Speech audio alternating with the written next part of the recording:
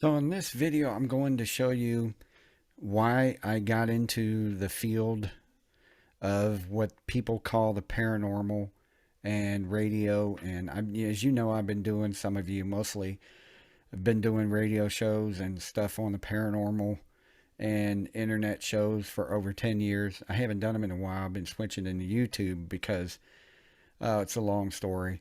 Not negatively, but it's a long story. But I'll have to get into that sometime else.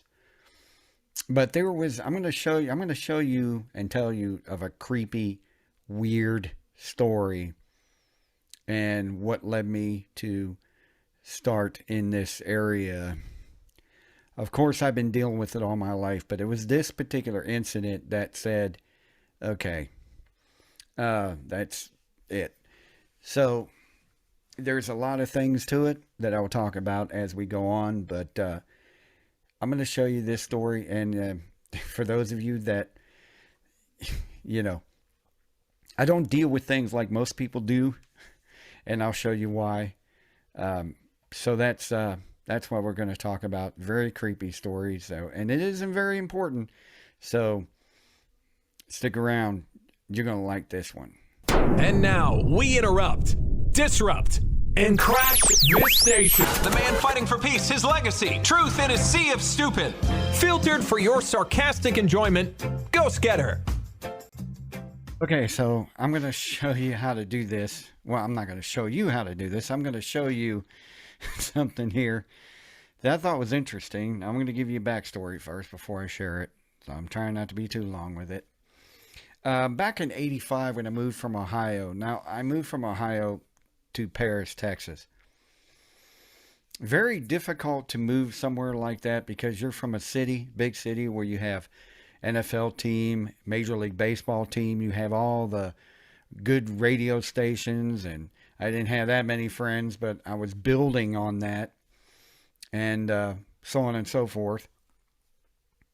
So I was established in an area I was born and raised in. And for me to be uprooted out of that and go into a small town in Texas was extremely hard for me because you had no friends. You had no radio stations. You're talking the mid-'80s here. No radio stations except for old-time country stations that people that were already retired listened to. You didn't have anything new at all. You didn't have sports teams, football or baseball, none of that.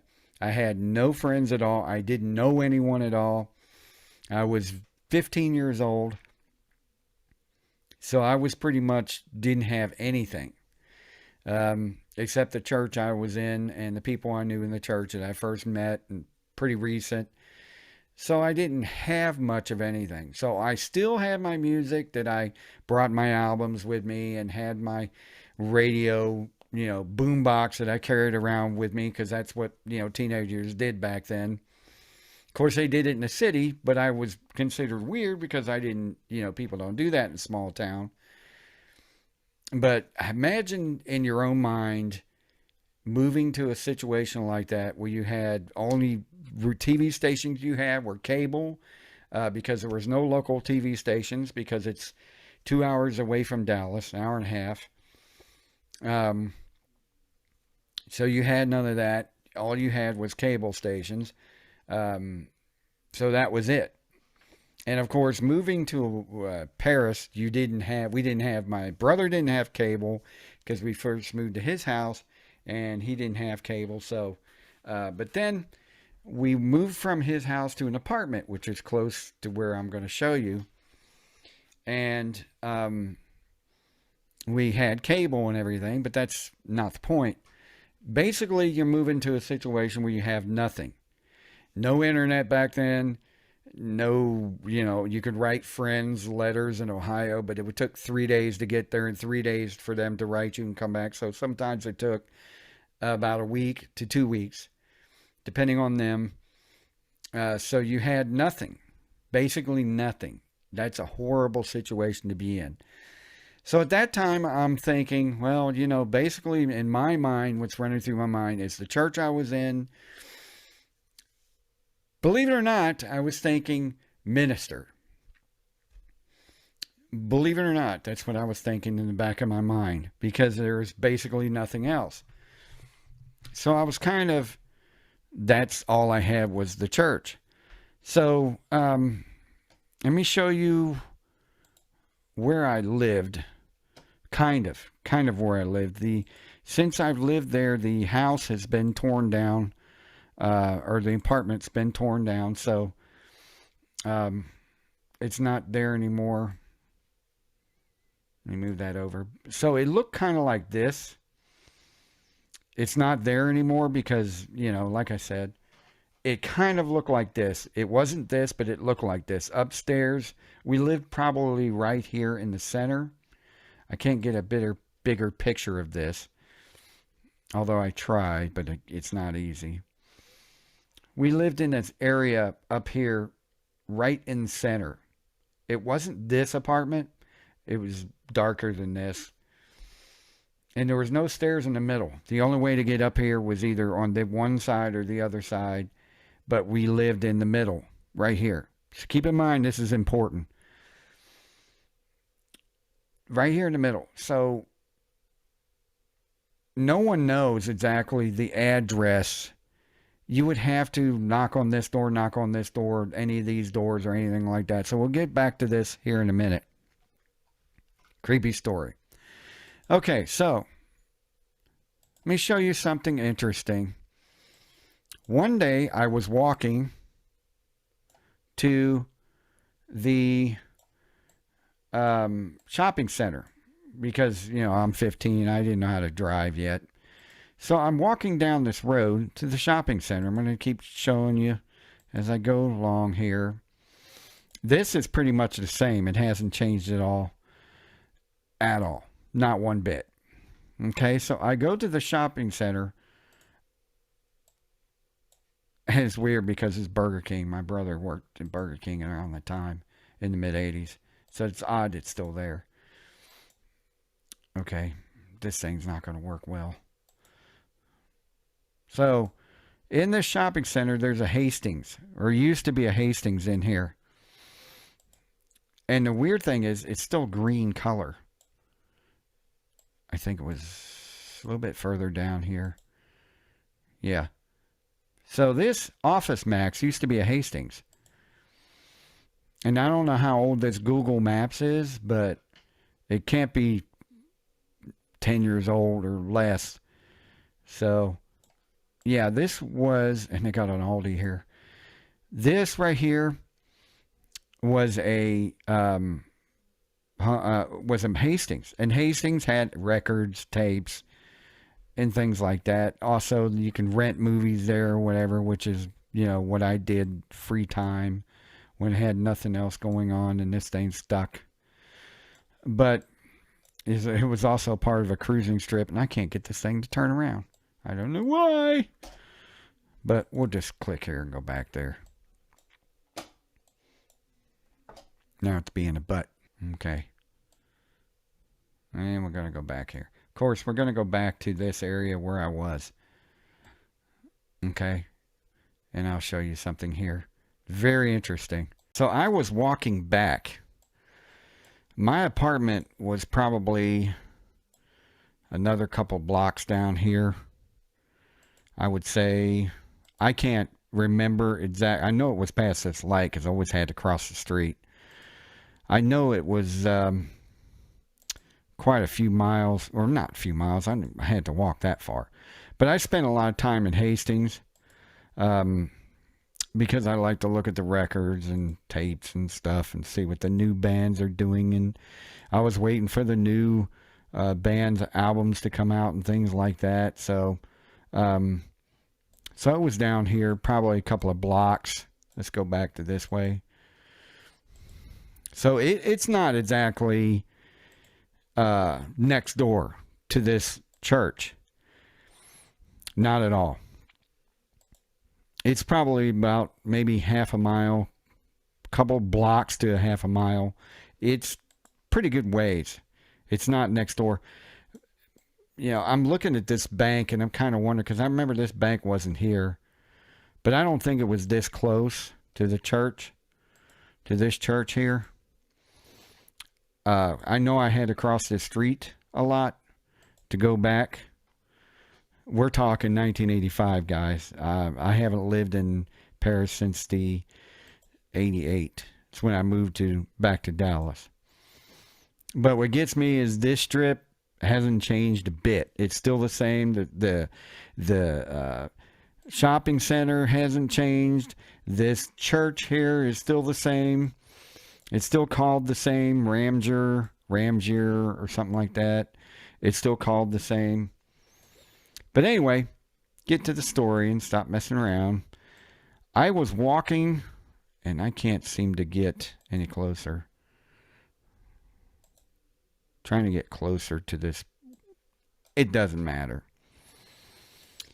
I was walking. See if I can turn back around. I was walking just past this church in the grass. Now I know these. I don't know why it doesn't turn around when you want it to turn around. It just kills time. Ah, brother. Ignorant. That's why I don't like Google Maps. I don't think this Teachers Federal Credit Union was here, but it probably was. I just don't remember. But I was walking in this grass. Get to the story. Long story short, this is my problem. This is my problem in radio. I can't get to the story when I need to. And as I was walking along here, I don't remember these buildings being here, but they could have been. This guy that looked like a minister. Keep in mind, I'm thinking about the church I was in, becoming more involved, because at the time I had no influences at all. The only influence I ever had at that time was music I was listening to. But other than that, I had no friends to influence me. I had no cable. Well, I had cable, but nothing really horrible to influence me. I didn't have that thing in my ear to get me away from the religion I was in or the situation I was in or anything like that. Keep in mind, I had none of that. This town didn't give me that. It would have in Ohio, because there was a lot of bad and there was a lot of good, but there was also a lot of influences that could have gotten me in a lot of trouble at the time. This town didn't, because I didn't know anybody yet. So this guy, minister, was walking and he confronted me around this area. Could have been up a little bit further, but it was around this area. Keep in mind, I was still a long way from my apartment complex. He walked up and he was wearing a suit. He had real slick back hair. I don't remember. I could have sworn his suit was white, but I can't remember. But he was dressed up in a suit. He was carrying what looked like a Bible in his hand, although I don't know if that's what he was reading. But what's interesting is he had twins, one on the right side, one on the left side. And both of them looked like they had cerebral palsy. They were really deformed, and they didn't talk. They didn't speak. But it was a little odd because I've never seen twins like that before.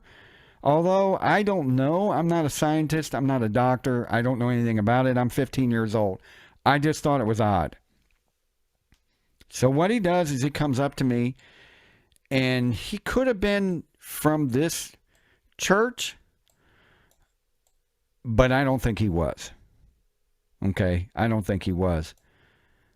And what I'm guessing is he was a little further up, because I don't remember him being that close to the church. So more than likely, he was probably a little bit further up here somewhere. But he was nowhere near my apartment. Okay, so he starts trying to talk to me about, and I'm thinking in my head, here we go. He's going to try and convince me to go to his church. Even though I already had one that I was born and raised in, he's going to try to convince me to go to his church. So he starts talking to me, And I don't remember everything he said word for word because it's been that long. It's been so long ago. But he started trying to tell me about his religion, and you know the story. You've had it happen to you before. So I'm saying, I already got a church. Why are you bugging me? I mean, why are you bothering me? I already have a church I'm going to go to, and you're not going to convince me. And he says, oh, but our church is better. I said, okay, well, it's not, okay? Whatever. And he says, what you listening to? Actually, that's the first thing he asked me. I remember that distinctively. He asked what I was listening to. And I told him, because I remember at the time I was listening to the Scorpions Worldwide Live, which is a live album, CD, or live tape I was playing on my boombox. And I turned it down, of course, to talk to him. And when I told him the Scorpions, he looks at one of the twins, and the twin looks up at him, and they're both smiling at each other like they knew something I didn't know. It was really weird, because I was thinking in my mind, what? What?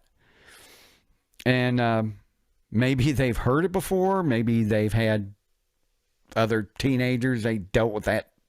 But it was a new CD, or new album, so it's not like it's been around a while. And I was always listening to it. I've had a habit, because I really, really loved the tape. So I thought it was really cool. But he starts trying to convince me. And I said, no, I'm not interested in your church because I already have one. He said, but we have a better church. And I said, I'm still not interested. And I said, you know what? I'm in a hurry. I got to go. I got to get out of here. And he says, where are you off to? And I said, I'm going home. And I didn't want to tell him where I'm going or what I'm doing. But he said, well, I won't keep you waiting. We're not going to take that long. And we're going on and on and on. And I keep trying to get out of it. And he keeps telling me, but this. And I said, but no, I got this to do. And he said, but we have this. And I'd say, but I'm not interested in your church because we don't believe in this. And he said, but here's this and all that. So it was going on and on and on. We're probably talking about 5 or 10 minutes. I'd say 10 minutes. And he was telling me, well, every time I tried to tell him I'm not interested, and he'd say, but I got something that'll keep you interested. He was trying to convince me. And he was trying hard to convince me. The twins didn't talk, it was him. And I told him, finally, I said, okay, I got to go. I'll think about it, whatever. And he didn't tell me, I think he might have told me his name, and I might have told him my name, but I don't think I did. Because I'm street smart, I grew up that way, and one thing you never tell strangers is your last name and where you live. Never. And I definitely remember not telling him where I live and not telling him my last name, because I've never done that. You don't do that. So finally, the conversation was going on and on. And let me tell you, this is how I know that there are people out there and there are forces at work out there. There are people that have this ability to do things because demons tell them this, or certain entities at work tell them this, because this is not the first time this has happened, and I'll tell you why. This has actually happened more times later on in my life after this incident than just this time. Okay, so finally, when I decide I'm leaving, goodbye, done, not talking to you anymore, I'm not interested in your false religion, and I remember telling him, I don't believe in your false religion. It's a false religion. It doesn't follow the Bible. He would try to tell me it's not a false religion. And I'm going to tell you why. And I'm like, but I'm not interested. Because I know it isn't. Because of the things you worship. You worship pagan holidays and whatnot. So at that time, I'm not going to argue with the guy because, I'm young, and back then I wasn't as blunt as I am today. If today somebody comes up to me and tries that stunt on me, I'm going to make them look bad. But back then, if somebody tries to tell me things like that back then, I didn't say anything. I didn't say nothing. I kept it to myself. I didn't open my mouth. I was a chicken little, basically. Scared to death of saying anything. Confrontations was my biggest problem. So, as I'm leaving, when they finally go on and I'm leaving, it just dawned on me as I get up here, I didn't say anything to the guy. I was thinking it. I thought, I stopped, literally stopped. Holy crap. I wasn't telling this guy anything. I didn't say a word to this guy. I was thinking it. I didn't tell him, I didn't like your, I'm in a hurry, stop, but I'm not going to hold you up. This ain't going to take long. I didn't say that out loud. I thought it. I didn't say anything about his pagan religion. I thought it. I didn't say anything about most of the stuff about convincing him, about none of that. I didn't even say anything about, I don't even remember telling the guy my name, the first name or anything. All I remember is telling him about the music I was listening to. That's it. And I was shocked. I was sitting there thinking, holy crap, I didn't say a word to this guy. How come I didn't notice this at the time when he was talking to me? So what I did is I turned around to look, and he was gone. Not him, not the twins, not anybody. They were gone. The first thing I thought about was, that is probably one of the creepiest damn things that's ever happened to me in my life. This guy was trying to influence me, and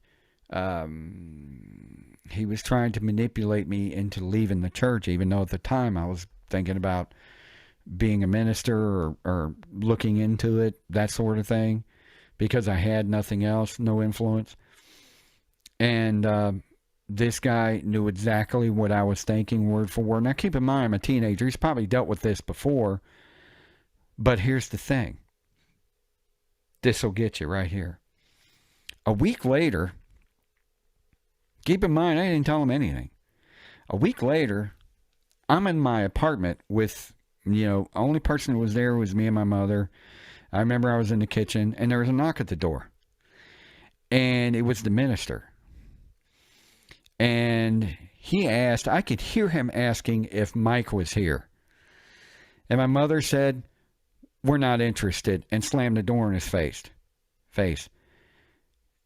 My mother is smarter than I am when it comes to this. She knew there was something not right about this guy. She knew there was something wrong. And I told her, that's the guy that I ran into on the street. I didn't tell her that when he showed up. I told her that after he left. But here's the thing.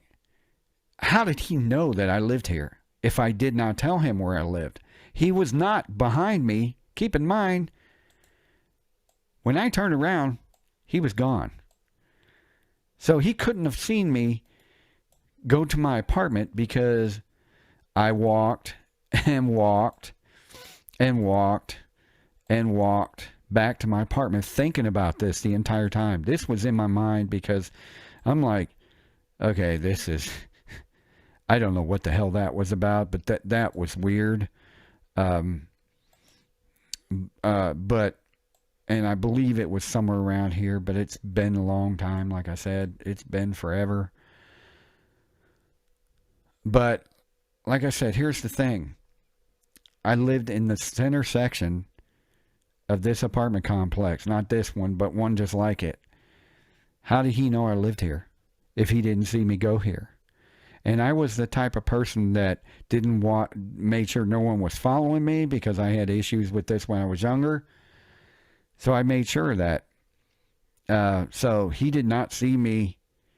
So how did he know that I lived at this apartment? Now, there could be all kinds of explanations, but him showing up that day and my mother automatically knew like that, and slammed the door in his face. Now, she didn't tell me what she was feeling. She didn't tell me any of that. It's just like she knew that something wasn't right about it. And she did that, slammed the door in his face. But to this day, it's a memory that sticks out in my mind as plain as day.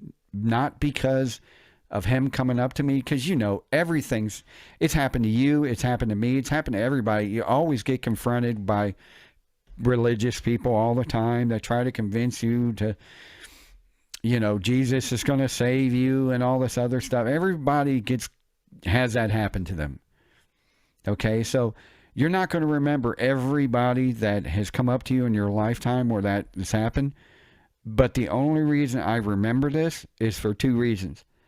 I didn't tell this guy anything. I was thinking it. And two, I did not tell him where I lived. So how the hell did he know where I lived? And I've never seen the guy again after that. I've never seen him on the street. I should have went to that Baptist church and asked, because that's the closest church that was around at the time. And I'm looking at past stuff, past files or past pictures and all that. But I don't see any old pictures of the minister or nothing. I don't even know if the guy was real. But I tell you, it's really strange because... trying to get it back to that. There it is. But this church has been there since around that time. And I remember it. And I've never went to it. But I don't think this guy went back to this church, because I would have seen him go here. I would have still seen him, because look how far the light is. I would have turned around and I would have saw him walking, unless he went down the street and went to go ask somebody else or whatever the case may be. But I have a little explanation for it. But since that time, I still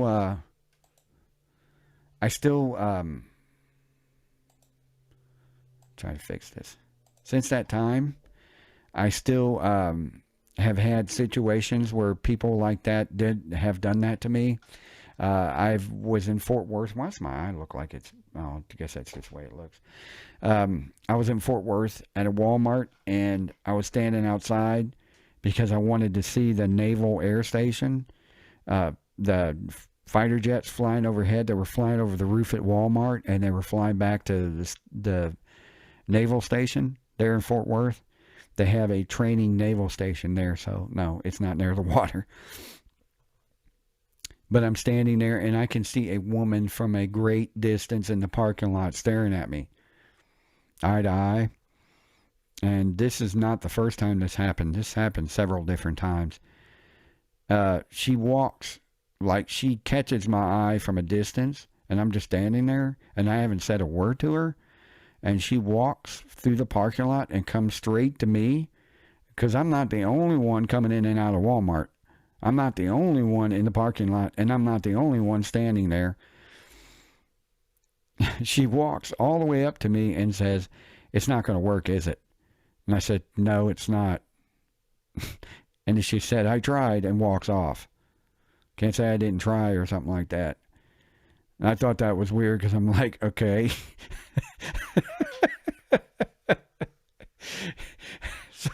So I don't know, but they ain't the first time. So I know when people are playing with fire they shouldn't be playing with, or when they're dealing with things they shouldn't be dealing with, or they're being told information about another person when they're not supposed to. The camera right there.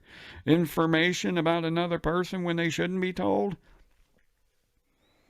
When they're spying on other people through other entities, and when they're dealing with things, witchcraft or cult or warlockism, if that's what a word for it, or things like that. I know when they're dealing with it because of that situation when I was 15, and the several times it's happened before where they know about things about you when you've never told anybody in your life.